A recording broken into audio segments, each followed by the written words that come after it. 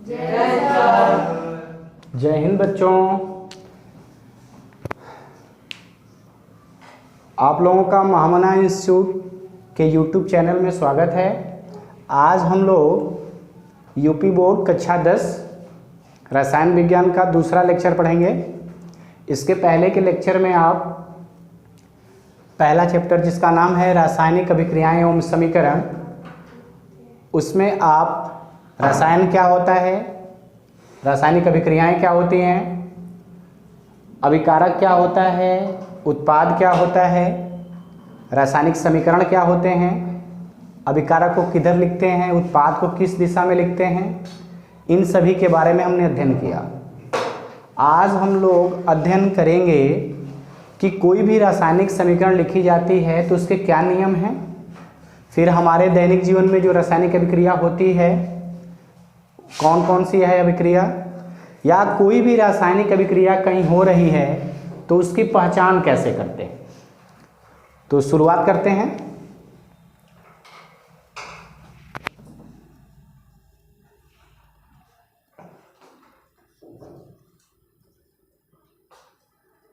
Heading लगाएंगे रासायनिक समीकरण लिखने के नियम।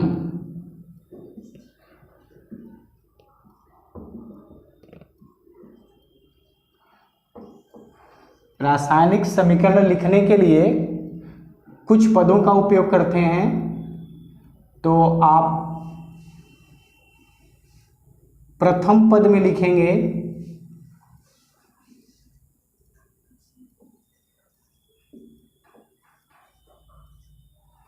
सबसे पहले आप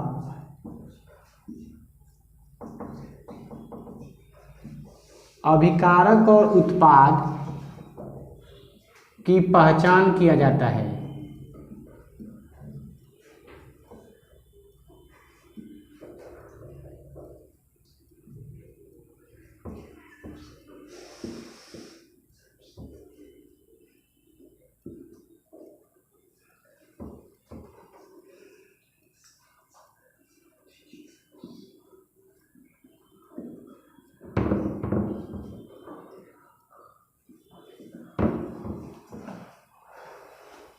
दूसरे चरण में या द्वितीय पद में अभिकारक को बाईं ओर लिखते हैं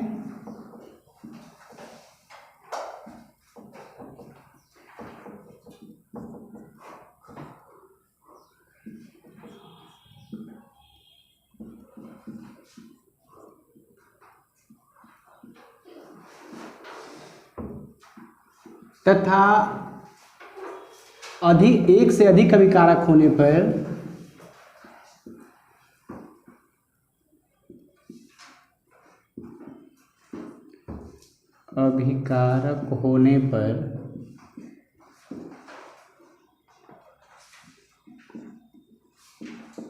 उनके मध्य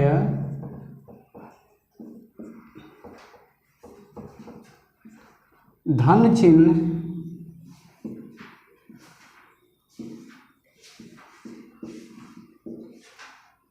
का उपयोग करते हैं।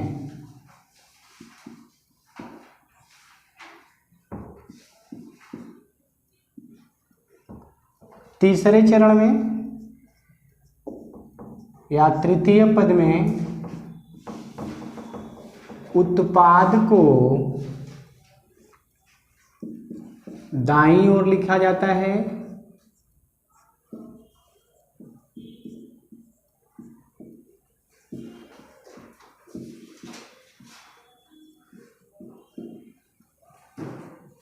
और एक से अधिक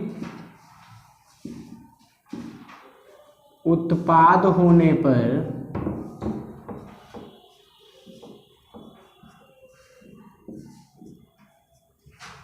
उनके मध्य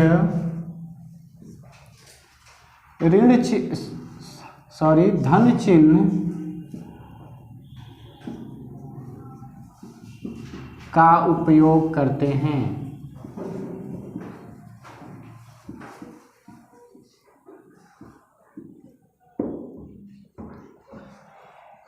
जो चौथा पद होगा, चतुर्थ पद, उसमें अभिकारक और उत्पाद को, अभिकारक तथा उत्पाद को तीर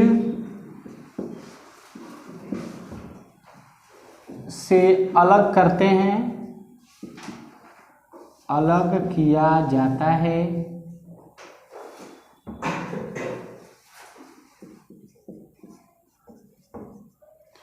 और अंतिम पद जो पंचम पद है, पांचवा स्टेप, उसमें सभी अभिकारकों व उत्पादों की भौतिक अवस्था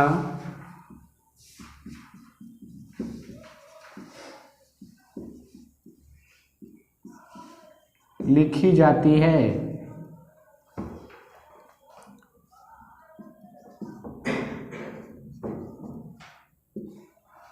तो आपको मैं फिर से समझाता हूं कि रासायनिक समीकरण लिखने समय किन नियम या किन किन पदों में क्या क्या बातें लिखी जाती हैं। आप इन सभी पद को फॉलो करते जाएंगे और आप आसानी से रासायनिक समीकरण लिख पाएंगे। तो सबसे पहले पद में ये बोला गया कि सबसे पहले अभिकारक व उत्पाद की पहचान की जाती है। सबसे पहले आप अभिकारक और उत्पाद का पहचान करेंगे कि दिए गए समीकरण में कौन अभिकारक है और कौन उत्पाद है। द्वितीय पद में आप क्या करेंगे, जब आपको पता चल जाएगा कि अभिकारक और उत्पाद कौन है, तो द्वितीय पद में आप अभिकारकों को बाईं ओर लिखेंगे और एक से अधिक जब अभिकारक होंगे तो उसमें बीच में धन चिन्ह प्लस का चिन्ह लगाएंगे। उत्पाद को आप तीसरे पद में लिखा है कि उत्पाद को आप दाईं ओर लिखेंगे और अगर एक से अधिक उत्पाद हुए तो उनमें बीच में आप धन चिन्ह का उपयोग करेंगे। चतुर्थ पद में है कि अभिकारक और उत्पाद को आप अलग अलग करेंगे, उसके लिए आप एक तीर लगाएंगे जिसको इंग्लिश में एरो बोलते हैं। ऐसा तीर होगा जिसमें बाईं ओर अभिकारक होंगे और दाईं ओर उत्पाद। और आपको पता है, मैंने बताया था कि कोई भी रासायनिक समीकरण तब तक सही नहीं माना जा सकता जब तक कि सारे अभिकारकों और उत्पादों की आप भौतिक अवस्था नहीं लिखते हैं। तो आप अंतिम में पंचम चरण में सभी अभिकारकों और उत्पादों की भौतिक अवस्था जरूर लिखेंगे।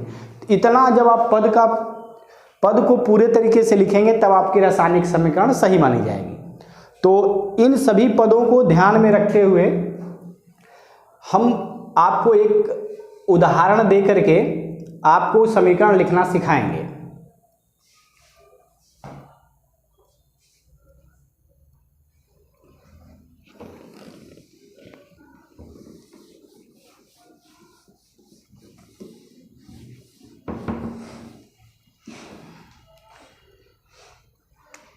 मान लीजिए कहीं एक कथन दिया हो, मैग्नीशियम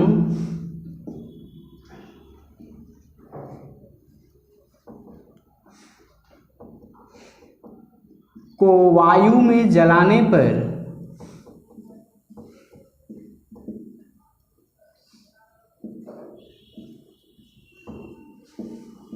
मैग्नीशियम ऑक्साइड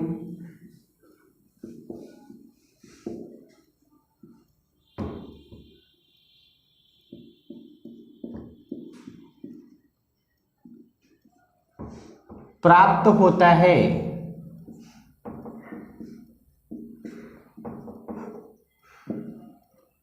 यह कथन दिया हुआ है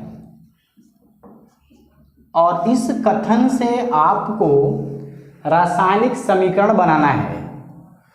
तो इस कथन को पढ़ने के बाद आपको विचार करना होगा कि इस कथन में अभिकारक कौन है और उत्पाद कौन है। तो प्रथम चरण जो मैं बताया था पहले स्टेप में, आपको इसमें मैग्नीशियम और ऑक्सीजन अभिकारक है। तो प्रथम चरण में मैंने लिखा कि अभिकारक जो है एक मैग्नीशियम है जिसका संकेत हम लोग Mg लिखते हैं, और दूसरा ऑक्सीजन जिसका संकेत O2 है। इसी में आपको यह भी लिखना था इसी चरण में कि उत्पाद की पहचान, तो उत्पाद यहाँ एक ही बन रहा है मैग्नीशियम ऑक्साइड, और उसका संकेत होता है MgO। दूसरे चरण में बोला गया था कि एक से अधिक अभिकारक हों, पहले तो अभिकारक को बाईं ओर आप लिखेंगे और एक से अधिक अभिकारक हों तो उसमें आप धन चिन्ह लगाएंगे। तो यहाँ दो अभिकारक दिया है, एक मैग्नीशियम और एक ऑक्सीजन, तो मैग्नीशियम और ऑक्सीजन लिखेंगे और इसमें बीच में धन चिन्ह लगाएंगे। तीसरे पद में आपको यह बताया गया था कि उत्पाद को आप दाईं ओर लिखेंगे और अगर एक से अधिक उत्पाद हो तो उसमें भी आप धन चिन्ह लगाएंगे, लेकिन यहाँ एक ही उत्पाद है इसलिए कोई भी धन चिन्ह नहीं लगाएंगे आप। चौथे पद में यह बताया गया था कि आप अभिकारक और उत्पाद को एक तीर से अलग करें, और तीर के बाईं ओर अभिकारक होंगे, तो यहाँ आपने लिख चुका है कि मैग्नीशियम और ऑक्सीजन अभिकारक हैं, तो इनको बाईं ओर फिर तीर लगा देंगे और तीर के बाईं ओर इसको लिखने के बाद दाईं ओर जो उत्पाद बना है MgO उसको लिख देंगे। और पांचवा पद ये था कि जब तक आप इनकी भौतिक अवस्था, मैग्नीशियम ठोस होता है सॉलिड, ऑक्सीजन गैस होता है और मैग्नीशियम ऑक्साइड ठोस होता है, तो ठोस के लिए यस, गैस के लिए जी, जब तक नहीं लिखेंगे तब तक ये समीकरण सही नहीं माना जाएगा। तो आपने 5 पदों को आप क्रमशः फॉलो करते गए और अंततः आप एक संतुलित रासायनिक समीकरण Mg सॉलिड, O2 गैस और MgO सॉलिड यह आपने प्राप्त कर लिया। यह आपका रासायनिक समीकरण हो गया। तो अभी मैंने आपको ये सिखा पाया कि कोई भी रासायनिक समीकरण कैसे लिखते हैं, उसके क्या क्या पद होते हैं, और एक कथन देकर के मैंने आपको सिखाया कि रासायनिक समीकरण आप कैसे लिखेंगे।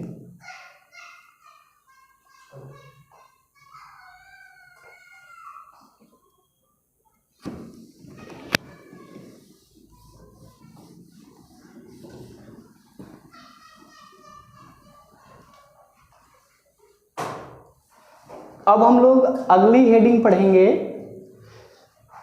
कि कोई भी रासायनिक अभिक्रिया कहीं होती है तो उसकी पहचान क्या होती है, कैसे पहचानेंगे। तो अगली हेडिंग रासायनिक अभिक्रिया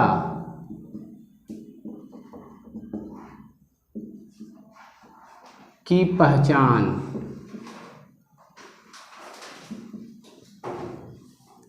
कोई भी रासायनिक अभिक्रिया होगी तो आप कैसे पहचान करेंगे। तो इसमें कुछ पद होते हैं, उनको आप देखिए। पहले पद में कि कोई भी अभिक्रिया हो रही है, कोई भी पदार्थ दो मैंने मिलाया तो उनमें आपस में क्रिया हो रही है या नहीं, वो मिल रहे हैं या नहीं, तो उसमें 4 मुख्य बातों का ध्यान रखना होता है। पहला है अवस्था परिवर्तन, अवस्था परिवर्तन। दूसरा है तापमान परिवर्तन, तापमान परिवर्तन। तीसरा है रंग परिवर्तन, और चौथा है गैस का निकास अथवा उत्सर्जन। कोई भी रासायनिक अभिक्रिया होगी तो ये 4 बातें आपको दिखाई दे सकती हैं, या इसमें से कोई 2 या कोई एक जरूर दिखाई देगा। इन चारों में से कोई ना कोई जरूर एक घटना घटेगी, तभी रासायनिक अभिक्रिया हुई, नहीं तो नहीं होगी। अवस्था परिवर्तन का मतलब कि जो अभिकारक हैं अगर वो ठोस हैं तो द्रव में बदल जाएंगे, द्रव होंगे तो गैस में होंगे, मतलब उनकी भौतिक अवस्था बदल जाएगी। तापमान परिवर्तन का मतलब ये है, मान लीजिए कि हम एक अभिकारक लिए हैं एक टेस्ट ट्यूब में, इसमें हमने ए नाम का कोई एक अभिकारक ले लिया है। दूसरा टेस्ट ट्यूब लिया मैंने, इसमें बी नाम का कोई एक अभिकारक ले लिया जिसका नाम बी है। अब हमने क्या किया कि इन दोनों को एक बड़े से टेस्ट ट्यूब में मिला दिया, ए और बी दोनों को। मिलाने पर ये ए अलग अभिकारक है, बी अलग अभिकारक है, इनको हमने मिला दिया। ए बी एक ही टेस्ट ट्यूब जो बड़ा है। अगर इस टेस्ट ट्यूब का हम लोग नीचे वाला सरफेस टच करेंगे सतह को, अगर ये गर्म होगा इन लोगों से या इन लोगों से ठंडा होगा तो हम बोलेंगे कि तापमान में परिवर्तन हुआ, इसका मतलब रासायनिक अभिक्रिया हुई। तीसरा है रंग परिवर्तन। रंग परिवर्तन का मतलब कि इनका जैसा कलर है, एक अभिकारक है उसका दूसरा कोई कलर है, दूसरा अभिकारक उसका भी कोई कलर है। तो पहले हमें पता है जब दोनों अलग अलग हैं कि दोनों का क्या कलर है। अब इन दोनों को एक में मिला देंगे। मिलाने पर यदि इनका रंग बदला, यहाँ पे कोई दूसरा रंग बन गया तो बोलेंगे कि रासायनिक अभिक्रिया हुई, और ऐसा नहीं हुआ तो बोलेंगे रासायनिक अभिक्रिया नहीं हुई। चौथा है गैस का निकास या उत्सर्जन। दो पदार्थों को मिलाने पर यदि कोई गैस निकलती है, कोई धुआं दिखाई देता है या कोई दम घुटती है, खांसी आती है या आंखों में कुछ चीज़ें लगती हैं, तो हम समझ जाएंगे कि कोई ना कोई गैस निकल रही है। तो इसी को बोलते हैं गैस का निकास या उत्सर्जन। तो कोई भी रासायनिक अभिक्रिया होगी तो इन चारों में से कोई न कोई एक घटना जरूर घटेगी। अगर ऐसा नहीं होता है तो हम मानेंगे कि कोई भी रासायनिक अभिक्रिया नहीं हुई है उनके बीच में। तो आपको मैंने ये सिखाया कि रासायनिक अभिक्रिया की पहचान कैसे करते हैं।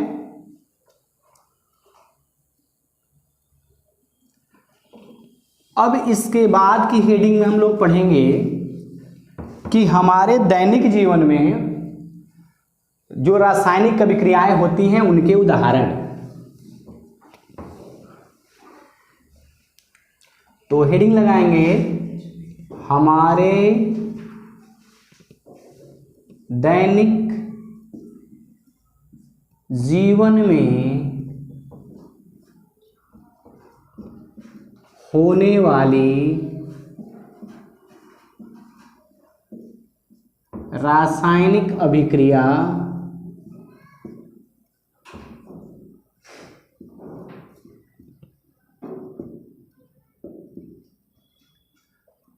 के उदाहरण।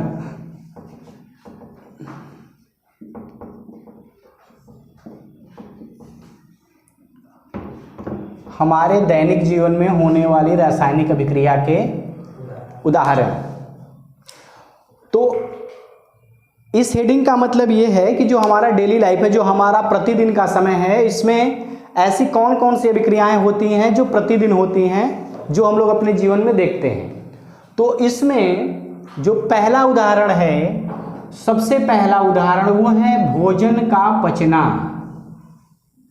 भोजन का पचना। दूसरा है लोहे पर जंग लगना। लोहे पर जंग लगना। तीसरा है दही का बनना।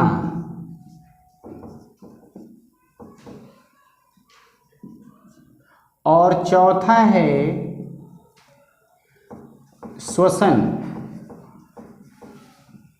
श्वसन क्रिया में